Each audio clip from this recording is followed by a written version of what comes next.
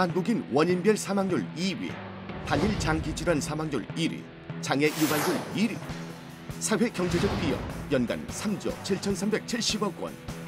어느 날 갑자기 왔다 무서운 흔적을 남기고 가는 뇌졸중 질환에 대한 모든 것을 메디컬 토크쇼 건강 바로미터에서 속 시원히 파헤쳐 봅니다.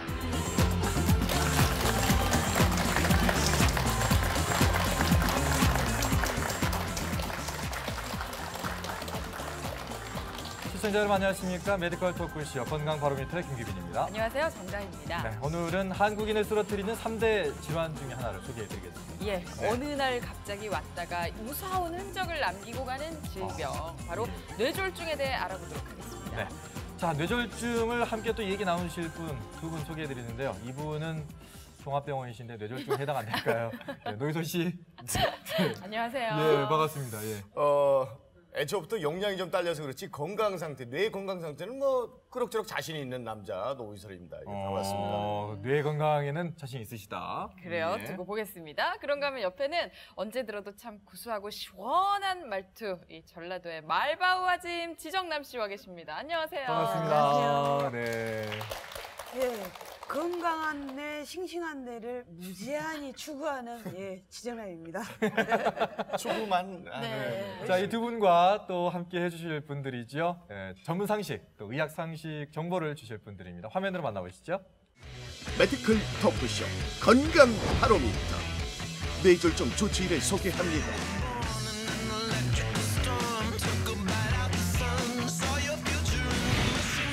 신경과 안성환 교수,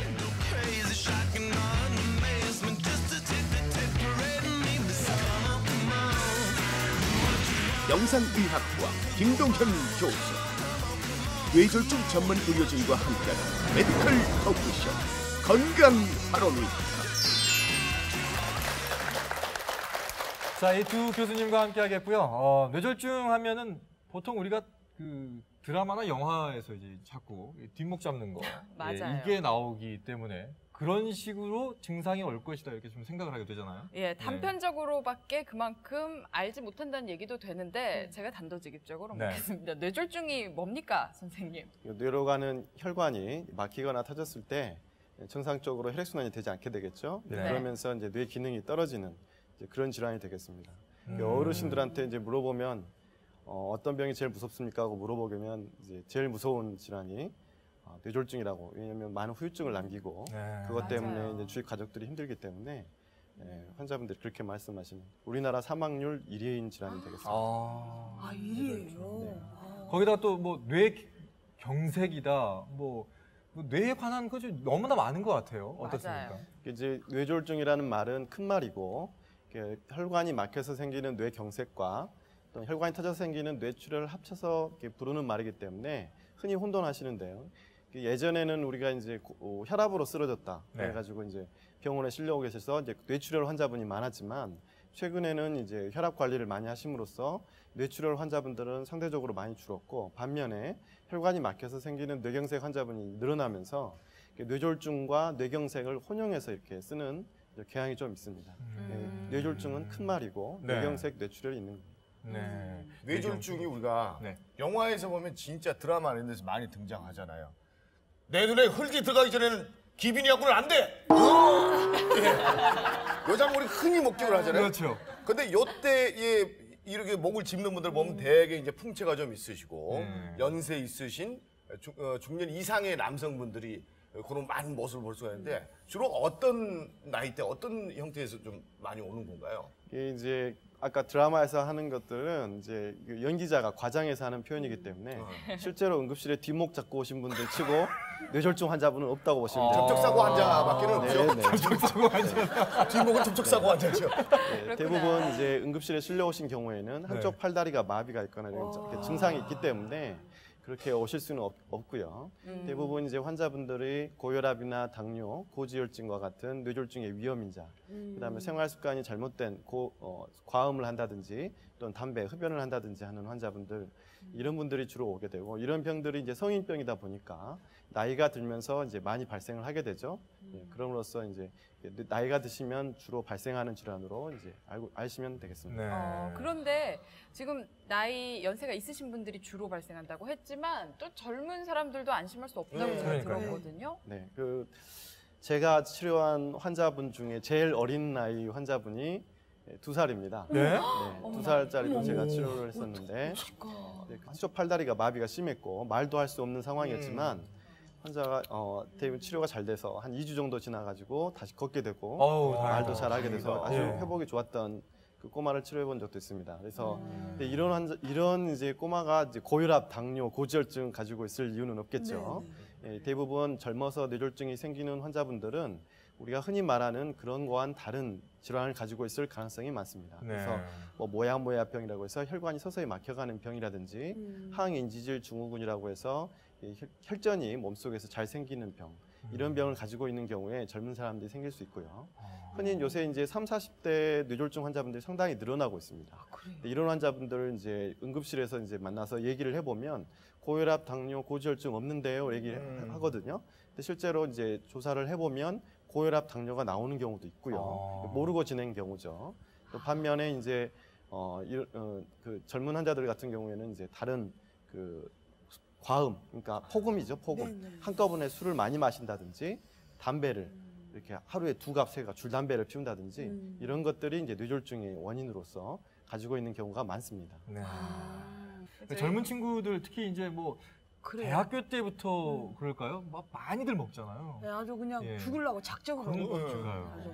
아주 그냥. 이게 그 뇌졸중의 지름길이네요. 아. 예. 근데 지금 이제 우리 안 교수님 지금 가슴에 지금 배지를 차고 계십니다. 네네. 뇌졸중 빨리 오세요 이렇게 해서 지금 왼쪽 가슴에 지금 차고 계시는데요. 그 빨리 오세요라는 게 그러니까 어떤 거를 말하는 이제 거예요? 우리나라 분들이 이제 응급실에 빠른 시간 내에 병원에 오시는 환자분 비율이 우리가 골든타임이라고 하는 시간 내에 오시는 비율이 20%밖에 안 됩니다.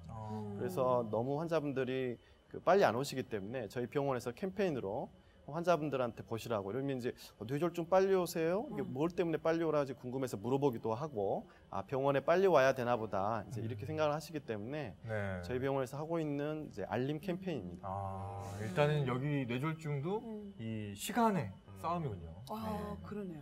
저 같은 경우에는 사실은 뭐 지난 시간에도 걱정이 많이 됐습니다. 워낙에 담배를 많이 태웠었고 그런 과거 경력이 있고 그다음에 음주도 많이 하기 때문에 증상이 걱정이 되는데요. 가끔 이 뒷목이 땡겨요. 그래요? 뒷목이 땡기고 손목이 막 저려. 아. 갑자기 눈앞이 막 침침해지면서 심지어는 막 지정남 씨가 예뻐 보이기도 하고. 그거는 계속 갖고 갔어요. 지정남 씨가 이렇게 뽀샵 처리되는 그 예, 하얗게 이거 큰일인데요?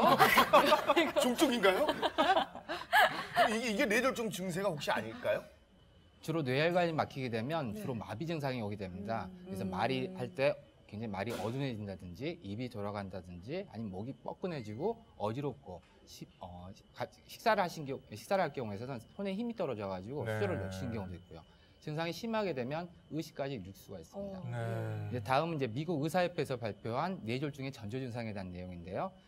보통 이런 뇌졸중 전조 증상은 짧게는 4-5분 정도, 길게는 1시간 정도까지 지속되다가도 다시 정상적으로 회복되기도 합니다. 이런 증상을 느끼는 경우에 있어서는 병원에 빨리 오셔서 검사 받아가지고 적절한 원인을 찾아야 됩니다. 저 증상이 술이 만취됐을 때하고도 약간 비슷하거든요. 이게 이 술이 이렇게 폭음하고 만취가 이렇게 자주 경험이 되면 그럴 확률이 높다. 그런 경우도 있지만 이제 가끔 응급실에서 그런 오인을 할 수가 있죠. 네. 만취 환자들하고 네. 이제 다른 뇌 질환 환자들하고 오인하는 경우도 있을 수 있는데요. 네. 이제 그런 경우를 잘 감별을 해놔야겠죠. 네. 그러면 정리하자면 저는 뭐 손발이 좀 저리긴 한데 뒷목이 약간 뻐근하고 요 정도로는 아직까지 그 증상이라고 보기에는 좀 그러죠. 그래서 손발이 저린 증상은 여러 가지 원인이 있을 수 있기 때문에 모든 게 다 뇌졸중 증상이라 전조 증상이라 할 수는 없고요. 다른 증상과 다른 검사를 같이 동반해야 됩니다. 네. 아니 그러면은 뭐 뇌졸중 2살 아이도 이제 치료를 하셨다고 했고 또 빨리 오기만 하면은 이렇게 치료를 해서 완치가 가능한 건가요? 정상생활 할 수 있도록? 혈관이 막히는 뇌경색 같은 경우에는 혈관을 다시 뚫을 수 있는 혈전 용해제라는 치료제가 있습니다. 그걸 쓸 수 있는 시간이 3시간이라는 거죠. 네. 그래서 이제 그렇게 하게 되면 독립적인 생활, 그러니까 우리가 약간의 후유증이 남는다 하더라도 혼자 독립적으로 생활할 수 있는 확률이 엄청 높아집니다. 그렇기 때문에 그 시간 안에 오시는 것이 만약에 지나서 오게 돼서 이미 뇌가 망가진 다음에 오시게 되면 치료할 기회도 놓치게 되고 후유장애가 많이 남기 때문에 저희가 3시간 또 빨리 오세요 이렇게 강조를 하는 이유가 그렇고요. 완치가 되는 경우도 있습니다만 약간의 후유증은 남는다고 보시면 됩니다. 대부분의 뇌졸중이요. 자, 역시 아는 것이 힘인 것 같습니다. 어떻게든 이렇게 좀 알아놔야 병원도 빨리 좀 갈 수 있는 것이겠고요. 네, 그런데 이왕 알면 알수록 우리가 힘이 되는 거 제대로 알아야 되잖아요. 그렇죠. 네, 그래서 잘못 알게 되면 오히려 안 아느니만 못할 것 같습니다. 그래서 준비했습니다. 오늘도 내 몸에 약이 되는 상식을 찾아서 속속들이 파헤쳐 봅니다. 네. 노이살 지정남의 카더라 카더라 통신.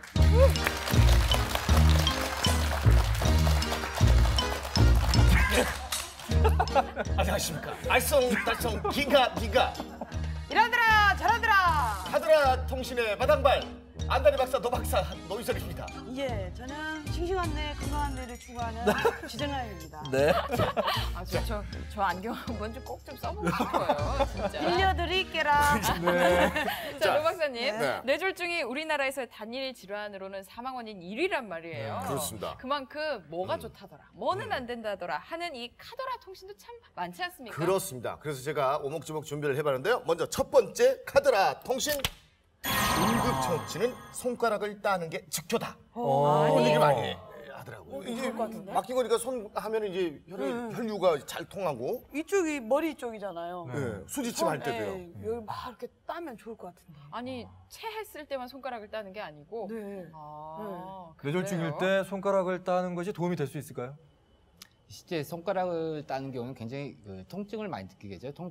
환자가 통증을 느끼게 되면 뇌에 자극이 돼서 맥박도 증가되고 혈압이 증가되게 됩니다. 이런 혈압 증가 같은 경우는 오히려 뇌졸중 증상을 더 안 좋게 악화시킬 수가 있는 원인이 될 수 있습니다. 그래서 이런 처치는 삼가해 주시는 게 좋을 것 같습니다. 네. 아, 그럼 그건 어떤가요? 응급 상황일 때, 이럴 때 청심환을 그래요. 먹으면 좋다. 뇌졸중 환자의 경우는 어떤 환자 연화장애 제대로 삼키지 못하는 환자들이 있습니다. 그래서 의식이 없는 경우나 의식이 있더라도 제대로 삼키지 못하는 증상을 초래하는 경우가 있는데 이런 경우에서 억지로 약을 먹이게 되면 이게 사례가 걸린다고 하죠. 그래서 기도가 막혀서 지치갈 수도 있고요. 나중에 회복이 된다고 해도 치료에 이제 폐렴을 유발할 수 있는 그런 원인이 되기 때문에 될 수 있으면 그런 조치는 이제 삼가해 주시는 게 좋겠습니다. 예. 일단 뭐 응급 조치가 가정 내에서는 거의 뭐 없을 것 같고요. 네. 빨리 오는 거 외에는 뭐. 그러죠. 그렇지만 이제 의식이 있는 경우 없는 경우는 나눠서 생각할 수가 있는데 네. 만약에 의식이 없다면 이제 우리 심폐소생술을 하시는 것처럼 기도를 먼저 확보해주고 맥박 호흡 체크를 해주고 가장 빨리 병원에 오실 수 있도록 119에 이제 전화를 하셔야 되겠죠. 네. 만약에 의식이 있다면 좀 머리나 어깨를 약간 높여줌으로써 이제 뇌의 혈압을 좀 낮춰줄 수가 있고요. 아까 말씀드린 것처럼 왼쪽으로 몸 상체와 머리를 약간 돌려주면서 기도를 지식되지 않도록 그런 조치를 취하시고 전화 빨리 병원에 오시는 게 좋겠습니다. 그 저희는 응급 조치를 한다고 했던 게 오히려 상태를 그렇죠. 악화시킬 수 있는 그런 위험한 상황일 수도 있었던 거니까요. 자, 첫 번째 카드라 네. 통신이었고요. 다음은 자, 어떤 거죠? 뭐가요? 두 번째 카드라 통신. 통신 짠. 술 한 술 한 잔이 뇌졸중을 예방한다. 저는 이런 분 많이 봤어요. 그래요. 꼭 식사하실 때 반주로 조금씩. 조금씩 네. 드시더라고요. 과하면은- 기름을 쳐야지 이라시면 잠깐만, 기름을 쳐야지는 노박사님 얘기 아니에요? 유난히 기름을 쳐야지. 맹숭맹숭한데 한잔 해야지. 정말 예방. 이거는 좀 들어본 얘기 같기도 하고요. 네, 실제 이제 연구에 의하면 하루에 술 2잔, 그러니까 소주는 소주잔으로 2잔, 맥주는 맥주잔으로 2잔, 막걸리는 막걸리잔으로 2잔 정도의 술을 먹으면 전혀 먹지 않는 환자분들에 비해서 뇌졸중을 예방할 발생률이 더 낮다는 이제 보고가 있습니다. 근데 일반적으로 술 한 잔이 2잔이 되고 이 2잔이 한 병이 되고 한 병이 2병이 되는 이런 경우가 많기 때문에 만약 본인이 스스로 자제하기가 어렵다고 한다면 차라리 처음부터 드시지 않는 것이 오히려 더 큰 도움이 되겠습니다. 아니, 다들 2잔은 되는데 왜 2병은 안 되는 겁니까? 근데 저 같은 경우에는 김규빈 아나운서. 잔수는 진짜 정확하게 지키는데 네. 소주 잔에다 안 먹고 맥주 잔에다 먹는 소주를 맥주 잔에? 아니에요. 단수는 지킵니다. 단수는. 두 잔. 그 잔. 예. 지금 뭐 계속 웃으면서 얘기를 하고 있습니다만 사실 이게 무서운 결과를 낳을 수도 그렇죠. 있기 때문에 네. 예, 저희 조심해야 됩니다. 네. 자, 카더라 통신 계속 갈까요? 네, 세 번째 카드라 통신 이어가겠습니다. 짜잔. 짠! 어메, 어이구. 살림방을 해. 아이고, 담배를 거창해라. 끊었더니 힘이 넘치네요. 뇌졸중으로 인한 신체 마비는 회복되지 않는다. 아, 하던데요. 이거는 아까 그 안 교수님께서 좀 말씀하신 것 같아요. 네. 어느 정도는 회복이 되는데 완쾌는 안 된다. 뭐 이런 근데 식으로 이 뇌가 네. 한 번 또 손상 입으면 회복이 어렵다는 말도 있고. 네, 이제 흔히 가장 잘못 알고 있는 상식 중에 하나입니다. 이게 마비가 생기게 되면 특히나 이제 급성기 때 이제 가족분들이 와서 보게 되면 전혀 못 움직이고 누워 계시는 부모님을 보고 아 이게 과연 좋아질까라는 그런 절망을 많이 가지시는데요. 절대 그렇지 않습니다. 뇌졸중 환자분들이 급성기 치료를 잘 받게 되면 3분의 2 이상은 굉장히 많이 회복이 되고요. 1년이고 2년이고 꾸준히 노력을 하시고 관심을 가져주시면 계속 좋아지는 병입니다. 본인의 노력이 필요한데 솔직히 옆에서 이제 꾸준히 계속 간병하기가 굉장히 힘드시고 본인도 많이 지치시기 때문에 또 경제적인 어려움도 있고 여러 가지 사정에서 쉽게 포기를 하시는데요. 치료자의 입장에서 봤을 때는 절대 포기하지 마시고 재활치료라든지 열심히 하시면 하신 만큼 좋아지는 병이 바로 이 뇌졸중입니다. 예. 자, 카드라 통신과 함께 했는데 우리가 그 잘못 알고 있었던 것들 바로잡는 시간이었기 때문에 아주 유익한 시간이 아니었나 생각됩니다. 가장 우리가 관심을 갖고 있는 게 네. 건강이다 보니까 그만큼 무수한 그냥 카더라 통신이 쏟아지는데요. 이렇게 해서 알아본 상식들로 뇌 건강 꼭 지키셨으면 좋겠네요. 네. 자, 이번에는 그 뇌 졸중이 왔을 때 그 대비하고 또 이기는 방법에 대해서 제가 좀 알아보도록 하죠. 네, 네. 교수님들과 함께 뇌졸중의 예방과 치료에 대해서 알아보도록 하겠습니다. 네. 굿모닝 닥터 지금 시작합니다.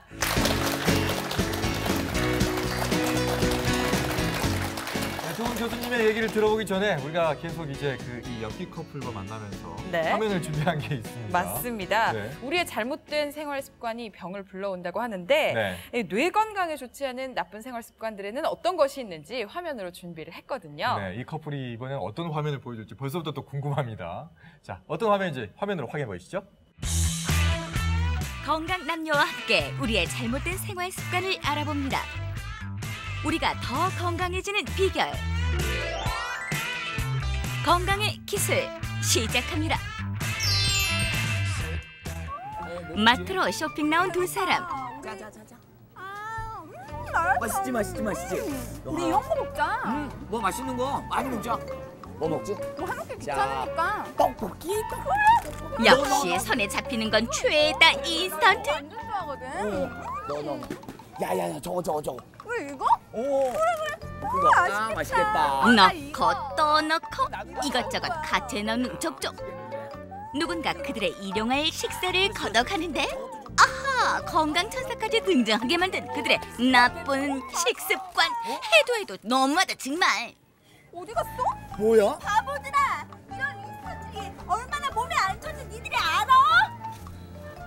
뭐예요? 뭐야? 아니 그럼 우리가 도대체 뭘 먹으라는 거예요? 예? 이 박경림 리포터가 이제 건강을 지켜주는 천사 역할을 하는 것 같아요. 예, 썩 어울리지는 않네요. 그러니까요. 화내는 천사를 봤습니다. 저희가. 예, 저는 처음에 뭐 지난 시간에 네. 엄청 막 햄버거면 막 이렇게 먹잖아요. 맞아요. 여자친구가. 그래서 남자친구가 좀 그거를 습관을 고쳐주려나 했더니 본인은 오히려 따라가고 있어요. 네. 요리하기가 간편하고 그렇죠. 이러니까 이제 손쉽게 음. 물만 끓여서 부어 먹을 그렇지, 수 있는 그렇지. 게 신영남 씨도 이제 그 아이를 키우고 있기 때문에 네. 장 볼 때 신경 많이 쓰실 것 같아요. 될 수 있으면 안 사요. 아. 근데 애들은 그것만 좋아해요 또. 라면. 그 음식 라면이나 컵라면이나 아. 특식으로 그 라면은 나가요. 특식으로. 예. 이게 참 맛은 있으니까요. 네. 그렇죠. 화면처럼 인스턴트 식품 뇌 건강에 안 좋다는 건 아는데 예, 구체적으로 어떤지 네. 안성환 교수님께 좀 여쭤볼게요. 네, 이제 패스트푸드라든지 인스턴트 식품에 이제 못 먹는 음식은 아니죠. 근데 네. 이게 단점이 있습니다. 이게 장점은 쉽게 조리할 수 있지만 단점으로서는 칼로리가 일단 높습니다. 아마 뒤에 보시면은 칼로리가 다 써져 있는데요. 그 칼로리가 상당히 높은 반면에 우리가 무기질이라든지 비타민과 같은 뇌졸중을 예방하는 데 도움이 되는 이런 물질들이 상당히 적게 들어 있습니다. 이게 햄버거 얘기 아까 하셨는데 햄버거 하나, 불고기 버거 하나에 칼로리가 어느 정도 되신지 아세요 혹시? 글쎄요. 잘 모르시죠? 네. 이게 750 칼로리 정도 됩니다. 이 정도 되면은 하루 성인 권장 칼로리가 1,500에서 2,000 칼로리 정도 되거든요. 그러면 거의 반 정도를 한 끼 반을 한꺼번에 햄버거 하나만 드신다는 생각하시면 됩니다. 간식으로. 네, 그렇기 때문에 이렇게 만약에 드시고 또 밥도 먹고 이렇게 드신다고 한다면 엄청나게 소비되지 않는 칼로리가 몸에 쌓이게 되고요. 이런 것들이 몸속에서 우리가 혈관에 기름때가 낀다고 그러죠. 네. 동맥경화성 변화를 일으키게 되고 복부 비만의 원인이 되고 이런 것들이 결국 성인병을 유발시켜서 나중에 뇌졸중을 일으키게 되는 자주 드시는 것은 좋지 않을 것 같습니다. 네. 저런 커피처럼요. 예, 그 인스턴트 식품의 대명사 하면 지금 햄버거 외에도 네. 라면을 빼놓을 수가 없는데. 그렇죠, 라면. 예. 노희솔 씨는 어떻게 라면 많이 드세요? 라면은 개인적으로는 너무 좋아해갖고 네. 평균적으로는 주 3회 정도 복용하고요. 네. 그리고 술 먹고 난 다음 날 라면 국물처럼 저는 그렇죠. 해장으로 좋은 게 없더라고요. 자주 먹는 편이에요. 그리고 얼마 전 그 보도 내용을 보니까요. 98년도인가요? 그때 1인당 그 라면 섭취 개수가 98개인가? 88개인가? 연간. 연간. 그 정도 될 것 같아요. 지금 이제 10년이나 세월이 흘렀으니까 더 많이 그렇죠. 먹을 수도 있다는 얘기죠. 예. 저도 개인적으로 라면은 되게 좋아합니다. 자주 먹고요. 하지만 이제 라면도 좀 영리하게 드셔야 될 것 같습니다.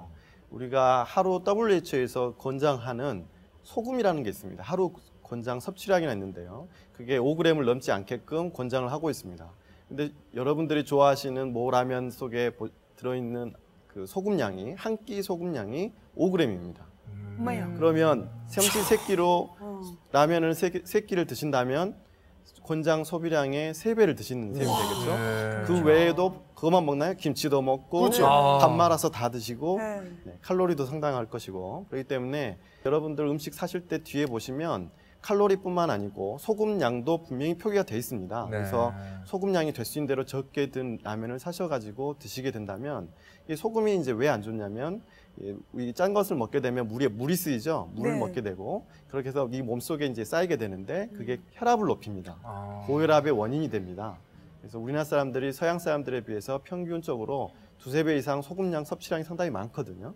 그렇기 때문에 소금량을 영리하게 그런 걸 체크를 해가시면서 사서 드시는 것이 네. 고혈압을 예방할 수 있는 네. 또 결국은 뇌졸중을 예방할 수 있는 길이 되겠습니다.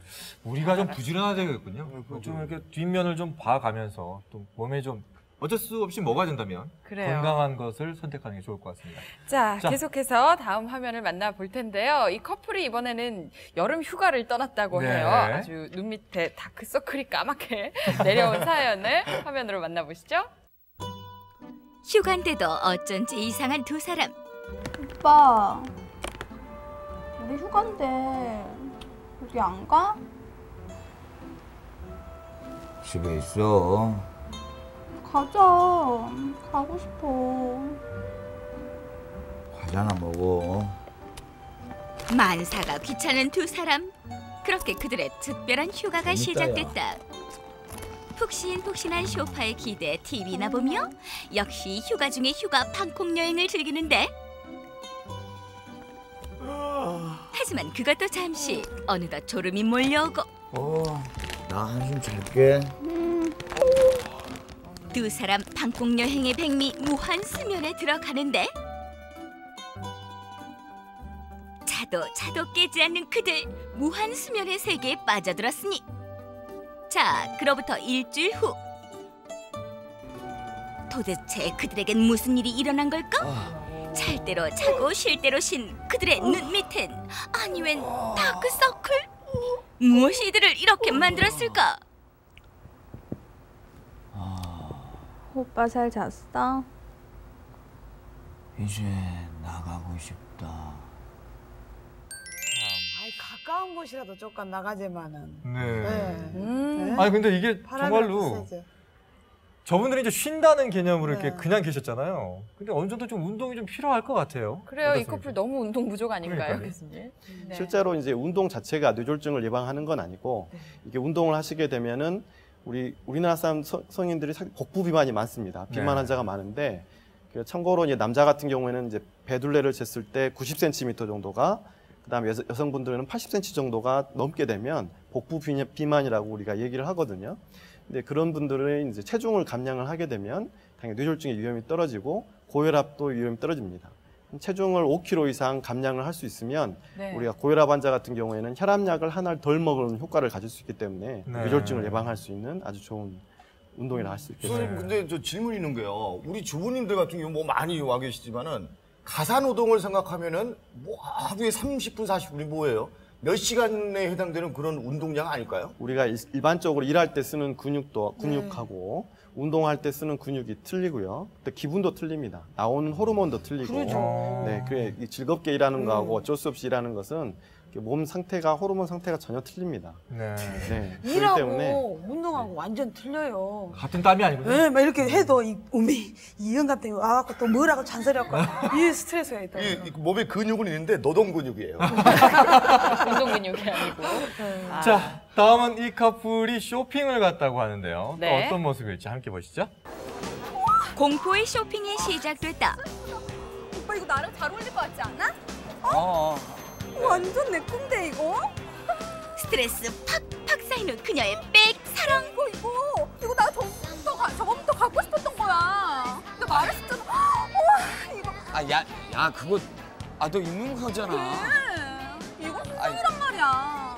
아이, 뭘 사줘. 아니, 참. 아이, 가방이. 갖고 싶단 말이야.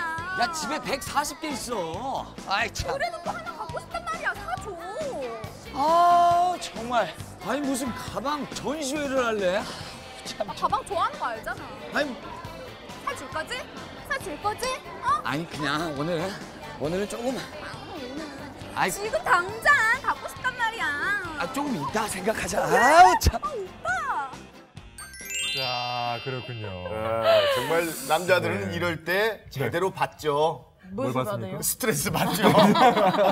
저도 집에 가면은 같이 외출하기가 무서워. 맨날 뭐 백화점이니 마트니 그러면 아니 아까 140개 있다고 그랬는데 진짜 그렇게 충분한데도 뭘 그렇게 사달라고 그러는지. 근데 그 여자분들은 그 버전을 달리하는 걸 좋아하시는 것 같아요. 예를 들어서 뭐 가방이 있더라도 이런 용도의 가방, 이런 용도의 가방 뭐 계속 있어야 되더라고요. 거기에는 140개로 보이는데 네. 한 7, 8가지일 거예요. 그래서 아, 이제 번갈아 가면서 맞추는데 그 이렇게 코디가 안 될 때가 있어요. 그래요. 그리고 네. 아니, 내가 사랑하는 여자가 갖고 싶다는데 좀 기쁜 마음으로 함께 좀 해주시지, 해주시고. 좀. 그럼 예. 그거 갖고 스트레스를 받는다고 그러세요?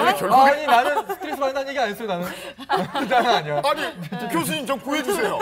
교수님 그렇게 사모님 저러면 어떻게 하십니까? 저는 그냥 사줍니다. 어머 멋쟁이. 쿨한 남자야, 쿨한 남자.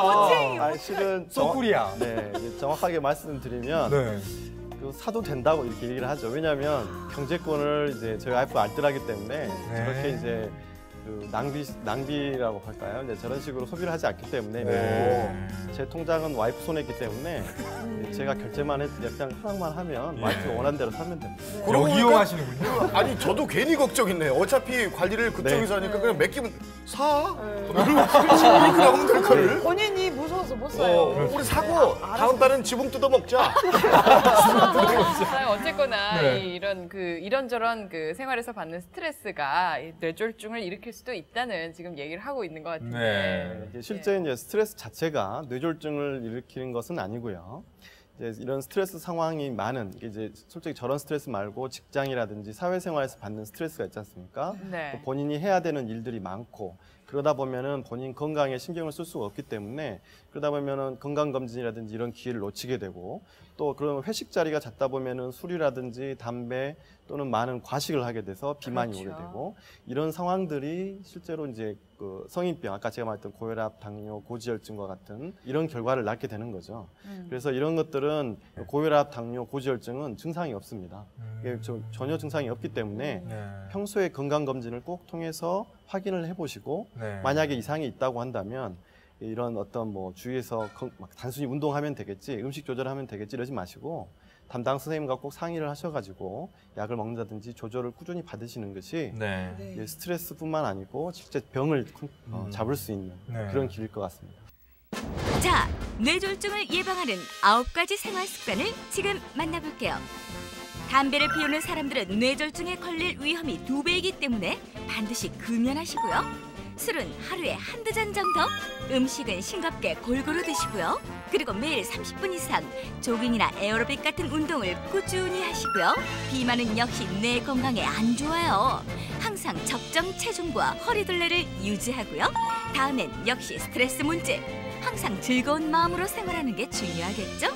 또 혈압이나 혈당, 콜레스테롤은 정기적으로 꼭 측정하시고요. 고혈압, 당뇨병, 고지혈증이 있다면 의사 선생님과 함께 꾸준한 치료를 하셔야 해요.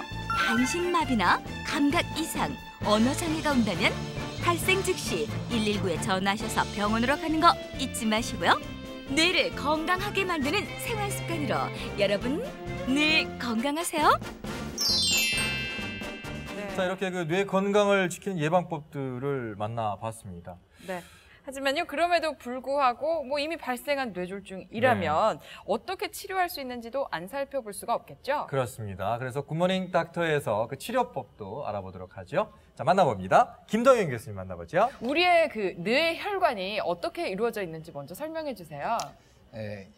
혈류라는 게 이제 심장에서부터 시작을 하게 됩니다. 그래서 심장에서 모든 장기로 갈 수 있는 혈관에 혈류가 분포하게 되는데, 뇌로 가는 혈관 같은 경우는 이제 우측, 좌측에서 총 4개의 혈관이 있습니다. 그래서 그중에 가장 중요한 총경동맥이 있는데요. 총경동맥은 턱 부위 바로 아래에서 외경동맥, 외경동맥은 그 얼굴로 가는 부위가 되겠고요. 내경동맥이 뇌로 가는 동맥이 되겠습니다. 그래서 여러분들이 이렇게 만져보시면 그 가장 맥박이 잘 느껴지는 부위가 이 외경동맥하고 내경동맥이 나눠지는 이 경동맥 팽대 부위입니다. 이 부분이 경동맥 팽대 부위가 되겠고요. 다음 사진을 보시면 이런 내경동맥이 뇌로 가게 되면 앞으로 가는 중뇌동맥, 전뇌동맥과 뇌의 실질의 3분의 2 정도를 차지하는 중뇌동맥, 그리고 또 뒤쪽은 척추동맥에서 나오는 후뇌동맥으로 나눠지게 됩니다. 이런 혈관들이 막히게 된 경우에서 뇌졸중이 발생할 수 있고요. 이런 중뇌동맥이 혈관이 막히게 되면 혈액 공급이 차단에 굉장히 민감한 부위부터, 뇌 실질에 민감한 부위부터 해서 혈액 손상을 받게 되고요. 이게 시간이 점점 진행되게 되면 이 부위가 점점 커지게 됩니다. 다음 사진을 보시면 이렇게 적절한 시간 내에 오지 못하시고 그 병원에 늦게 도착해서 적절한 치료를 받지 못하게 되면 왼쪽 뇌를 보시면 정상인데 오른쪽으로 보면 까매요. 굉장히 검게 보이시죠? 네. 이 부위가 이제 뇌 경색이 진행되고 이게 점점 진행돼서 뇌 부종이 된 경우입니다. 이런 경우에 이제 뇌 내 혈압을 떨어뜨려주기 위해서, 뇌 내 압을 떨어뜨려주기 위해서 두 개의 절제술을 해서 수술을 받게 됩니다. 두 분 교수님께서는 그럼 이 뇌를 진짜 열어서 이렇게 수술을 하시는 거잖아요. 저희 같은 이제 뇌를 열어서 수술을 하는 게 아니고 이제 다음 이제 동영상을 보시면 알겠지만 이제 혈관으로 접근해서 뇌내 혈관까지 혈관으로 통해서 접근하게 됩니다. 뚫는 역할을 해주는군요, 막힌 거를. 이게 바로 그 수술 영상이군요. 네, 이 환자 같은 경우는 이제 그 좌측 상하지 마비를 주소로 내었던 환자가 되겠는데요. 그 우측에 있는 경동맥 부위가 되겠죠. 경동맥 부위에 굉장히 좁아져 있는 혈관이 보이고, 우측에 있는 사진 같은 경우는 스텐트 설치술이라는 혈관을 확장시켜준 후에 체크한 동영상이 되겠습니다. 어머나. 이 부위가 이제 여러분들이 사타구니에서 만져지는 대퇴동맥이 되겠는데요. 이 대퇴동맥에 저런 긴 관을 삽입하게 됩니다. 그래서 저렇게 삭관을 하게 되고 사타구니에 있는 대퇴동맥에서부터 뇌로 가는 뇌혈동맥까지 이 환자의 사진을 보시면 뇌경동맥이 굉장히 많이 좁아져 있는 게 보입니다. 그리고 지금 몸에 들어가는 스텐트 사진이 되겠는데요. 스텐트는 저런 긴 관에가 들어가 있게 되고요. 실제 지금 들어가고 있는 사진입니다. 저걸 이렇게 꽂아 놓는 거예요? 네. 사타구니에서부터 해가지고 뇌혈관을 찾아 들어가서 넣게 되는 겁니다. 지금 보시면 스텐트가 펴지고 있는 장면이 보이시죠? 좁아진 혈관 내에서 스텐트가 점점 펴지고 있습니다. 뭐 그물망 같아요. 그물망 같은 이제 인체의 무해한 소재로서 만들어진 거고요. 저런 것들을 삽입해주게 됩니다. 저는 저렇게 찍힌다는 것도 신비하네요. 그런 거 저게 인체에 혹시 해롭지는 않나요? 소재가 이게 인체에 굉장히 무해한 소재로 되어 있고요. 이게 이제 장기간 유지 시에는 이제 재협착이 올 수도 있습니다.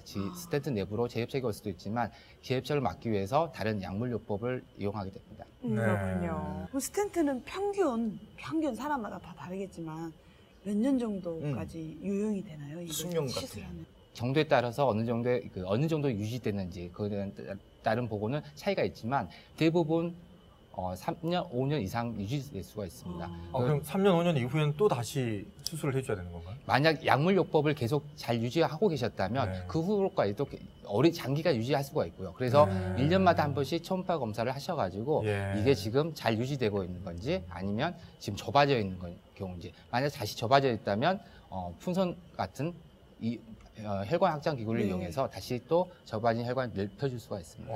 근데 굉장히 멀리서부터 이렇게 보내네요. 그러니까요. 상당히 가까이서부터. 여기서부터 이렇게 하면 안 되나요? 혈관을 가장 수술을 하게 되면 이제 전신 마취를 하지 않고 하게 됩니다. 그래서 전신 마취하지 않고 가장 쉽게 접근할 수 있는 동맥이 사타구니에 있는 대퇴동맥입니다. 그래서 대퇴동맥에서부터 뇌혈관까지 머리 있는 뇌혈관까지 찾아서 들어가게 되는 과정이죠. 전신 마취. 전신 마취를 안 한다고요? 전신 마취 하지 않습니다. 방금 그럼 수술 장면에서 환자가 깨어 있었다는 얘기인가요? 깨어 있는 환자입니다. 아이고. 왜 그러냐면 저희 이제 시술을 하게 된 상황에서 환자가 인위적으로 혈관을 넓히다 보니까 혈전들이 또 시술 도중에 떨어 나갈 수도 있고 다른 환자의 증상이 변화할 수가 있습니다. 그래서 전신 마취를 하게 되면 환자의 증상을 변화를 알 수가 없죠. 그러겠네. 그렇기 때문에 아까 보신 동영상에서처럼 전신 마취 하지 않고 환자의 정신이 온전한 상태에서 국소 마취만 이용해서 시술을 하게 됩니다. 고통스럽지 않습니까? 실제 통증은 없습니다. 사타구니에 국소 마취를 하고 시행하기 때문에 그때만 통증을 호소하시고 그 시술한 중에는 호소하지는 않습니다. 물질이 날로 이렇게 발달되는 것 같아요. 그렇긴 한데 애초에 저런 게 들어오면 안 아파야 돼 사람이. 그렇죠. 규칙적으로 생활하고. 누가 아픈 거 잡아서 아프냐고라. 그러니까요. 처음에 그럼 우리가 이 프로그램을 왜 하는 겁니까 도대체? 우리 이 프로그램을 하지 말아야지 그러니까. 예방을 하자. 하여튼 수술 장면과 함께 참 정확한 설명 잘 들었습니다. 그리고 또 하나 느끼는 거는 정말 건강과 젊음은 잃고 나서야 그 소중함을 한다는 거. 정말 그래요. 그런데 이거 이미 건강에 적신호가 와서 이 어려움을 겪었다고 해도 또 그렇다고 우리가 건강한 삶을 포기할 수는 없는 거 아니겠어요? 그렇습니다. 또 바로 또 건강해질 수 있는 또 믿음과 노력이 있다면은 건강을 충분히 또 되찾을 수가 있겠죠. 그렇죠. 그 믿음과 노력으로 병을 극복하고 다시 건강한 삶을 찾은 분이 한 분 계십니다. 소개하겠습니다. 함께 보시죠. 평온한 분위기의 시골 마을. 이른 아침 지팡이를 의지하며 방문을 나오시는 김병규 할아버지. 올해 나이 68세. 요즘 같은 세상에 아직 정정하실 나이인데 한 걸음 거동조차 힘겨워 보이신다. 이렇게 몸이 불편한데도 아침 일찍 일어나는 이유는 뭘까? 운동이 생명이에요. 인생이 생명. 이런 나같이 아픈 사람은 운동이 생명이에요. 운동 안 하면 그다저도 다들 진짜 대 앞으로 못이 나오니까. 하루도 빼놓지 않고 집안 마당을 한 바퀴씩 도는 김병규 할아버지. 한 걸음 내딛기조차 힘겹지만 결코 포기할 수는 없다. 이것이 운동이 아니라 살기 위해서 몸부림이지. 살기 위한 몸부림. 마비다 갖고 한 발도 못 뛰어버려. 안쓰러운 마음에 할머니는 이렇게 매일같이 마비된 몸을 주물러 보기도 하고 툭툭 쳐보기도 하지만 크게 감각을 느끼지 못하는데 이처럼 한 발자국 거동조차 숨이 가쁘고 힘겹다고 말하는 그가 불편한 몸을 이끌고 제작진을 어디론가 안내하는데 이것이 한 30년 넘게 내가 노력으로 한 거거든요. 노력을 한 것인데 그 병이 나버리니까 1년에 이렇게 나토가 많이 죽네요. 뭔데요 지금 이게? 네? 뭐예요? 한국 충란이요. 이거 스테이처로 다닐 때는 아침 새벽에 일어나서 밥 먹으면 저거 산에 갈 노력만 했지라. 그가 30여 년의 세월 동안 이산저산 다니며 채취하고 자식처럼 애지중지 기른 난들을 보면 이 푸르른 난잎들처럼 푸르던 날들 건강했을 때의 기억이 새록새록 떠올라 더욱 아프다. 부지런하신 분이었어요. 근데 시골에서 사신 분. 어디를 가도 인기였어요 사람이. 어디를 가는데 아주 활발해갖고 어디 가는데 활발하고 아주 동네에서도 인기였죠. 1년이면 내가 산을 8개월 타고 4개월간 일했어요. 산을 8개월을 타서 그렇게 건강했어요. 그렇게 별명이 한평 읍의 사람들이 나보다가 벌이라도 그 토끼 산에다 놔놓으면 얼마나 잘 되기도 있다고 토끼라고 해도 별명이. 할머니에겐 다정다감한 남편으로 손주들에겐 인자한 할아버지로 영원히 남을 것만 같았는데 그냥 그날 싫어져 갖고 인생은 아무 기대도 없이 이렇게 생겨버린 게 부도 나버렸지. 인생 부도라고 나는 그래. 내 인생 부도. 가니까 병원에서 살 예방이 한 2%밖에 안 된다고 그래요. 2%밖에. 뇌혈류의 이상으로 한순간에 목숨까지 앗아가는 병 뇌졸중. 그는 뇌혈관 한쪽이 꽉 막혀 심각한 상태였다. 오른쪽으로 뇌로 가는 큰 혈관, 그쪽 부분에 큰 혈관이 하나가 막혀 있습니다. 그 혈관이 막히게 되면 오른쪽 뇌의 3분의 2 이상 담당하는 뇌가 이제 죽게 됩니다. 혈액순환이 안 되기 때문에. 그래서 큰 이제 뇌경색이 생길 위험이 있었고, 이제 그런 상태에서 일찍 오셨기 때문에 저희가 혈전용해 치료를 시행을 했고요. 치료가 조금만 늦었다면 오른쪽 뇌를 전부 잃어버렸을지도 모를 아찔했던 상황. 그러면 아마 돌아가셨을 가능성이 있죠. 혈전용해 치료를 가능한 시간은 최소 늦어도 3시간 안에는 병원에 오셔야만 치료를 할 수 있습니다. 이분 같은 경우에는 빠른 시간 내에 병원에 오셨기 때문에 이런 치료를 받을 수 있는 기회가 있었던 거죠. 수술 후 다시 찾게 된 평화. 활딱 뛰는 것들이 같이 사는 손자들이 매일같이 이렇게 고사리 같은 손으로 저물저물 주물러주면 아픔도 잠시 잊혀진다. 할아버지 힘내세요. 우리가 있잖아요. 귀여운 손주들의 희망 노래는 김병규 할아버지께서 힘든 병을 이겨내시는데 가장 좋은 명약인 듯 싶다. 할아버지 건강하세요. 그러면 가족 없으면 못 살더라. 한번 좌절돼갖고. 나 같은 경우는 우리 손지들이 나를 웃겼었고 손지들하고 이야기도 많이 하고 우리 며느리하고 이야기 많이 하고 또 그렇게 우울증 같은 거 그래 저래 피해 오고 있어요. 좋은 생각만 많이 하고 첫째 운동. 그 양반을 한 잔을 설득을 많이 시켜야 돼요. 설득을.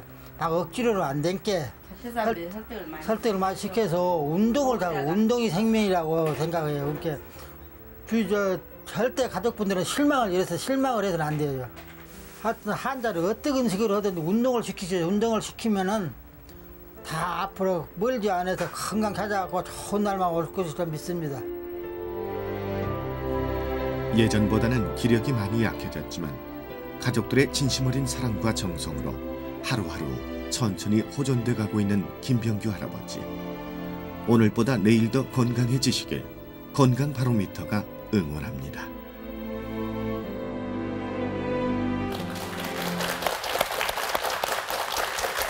자, 뇌 건강을 위해서는 정말 올바른 식습관이 무엇보다 중요한 것 같습니다. 네, 올바른 식습관을 건강한 먹을거리로만 잘 챙겨 먹어도 뇌졸중 예방할 수도 있습니다. 네. 백문이 불여일견입니다. 그렇죠. 저희가 뇌졸중을 예방하는 음식들에 어떤 것들이 있는지 화면으로 준비했거든요. 먼저 만나보시죠. 우리의 삶을 위협하는 병, 뇌졸중 질환. 뇌를 건강하게 하는 음식에는 어떤 것들이 있을까? 오메가3가 풍부해 뇌 건강을 책임지고 있는 등푸른 생선. 비타민C의 보고 채소와 슈퍼푸드 블루베리까지. 뇌 혈관을 튼튼하게 하는 건강 브런치를 공개합니다. 이것이 바로 고등어 찹쌀 완자를 쪄낸 탕수육. 고등어 같은 등푸른 생선은 오메가3 지방산이 많아서요. 콜레스테롤을 저하시키는 역할이 있고요. 블루베리 같은 경우도 지방을 저하시키는 역할이 있어서 같이 드시면 좋을 것 같습니다. 뇌 건강을 지키는 건강 브런치, 과연 어떤 맛일까요? 지금 만나볼게요.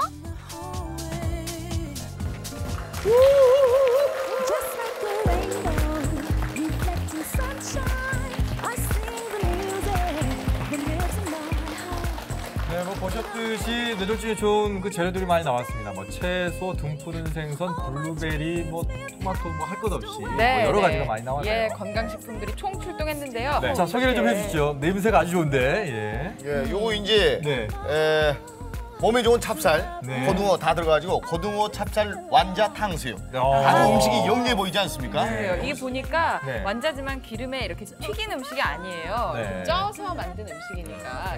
고등어를 찐 거구나. 그렇죠. 찹쌀이랑 같이 해갖고 그리고 이제 또 샐러드가 있는데 순두부가 올라가 있어요. 예, 순두부 샐러드. 제가 볼 땐 이 키위도 겨자와 키위 소스로 확만들어진 것이 예. 확실합니다. 자, 저희는 이번에 이걸 주셨어요. 네, 저희는 먹으려고요. 지난주에는 저희가 이제 못 먹었거든요. 저희는 좀 그래서 먹어보겠습니다. 그렇지. 일단 좀 드셔보시죠. 네. 예. 저는 이 블루베리 주스를 정말로 먹어보고. 짠. 짠.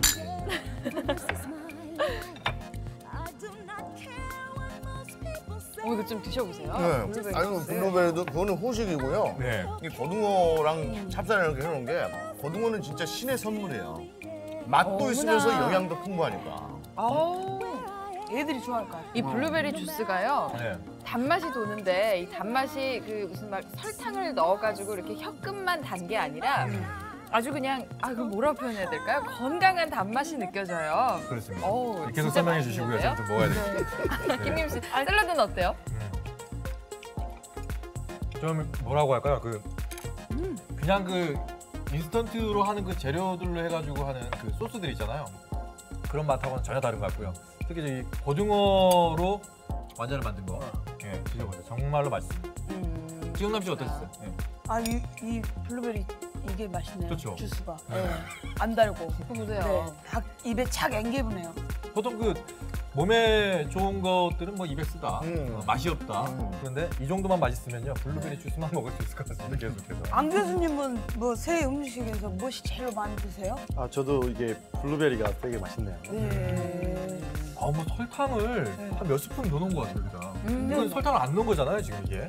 아마도 꿀을 약간 넣어서 단맛을 그런가요? 보강한 게 아닐까 싶은데요. 김 교수님 표정은 이런 거 맨날 집에서 먹는데 새로운 거 있나? 이런 표정이세요. 저도 블루베리 주스는 처음 먹어봤는데 네. 굉장히 맛있네요. 예, 참 고등어 찹쌀 완자로 만든 탕수에다가 건강한 샐러드 그리고 블루베리 주스까지 뇌졸중 예방에 좋은 건강 브런치 한번 만나봤습니다. 네, 자 메디컬 토크쇼 건강 바로미터 오늘은 뇌졸중 편이었습니다. 정말로 여러 가지 얘기들을 많이 들었었고요. 또 도움된 얘기들도 있었는데 여러분은 어떠셨는지 모르겠습니다. 오늘 또 도움 말씀해주신 두 분께 박수를 좀 드려야 되겠죠. 조선대학교 뇌졸중 센터 두 교수님께 박수 부탁드리겠습니다. 감사합니다.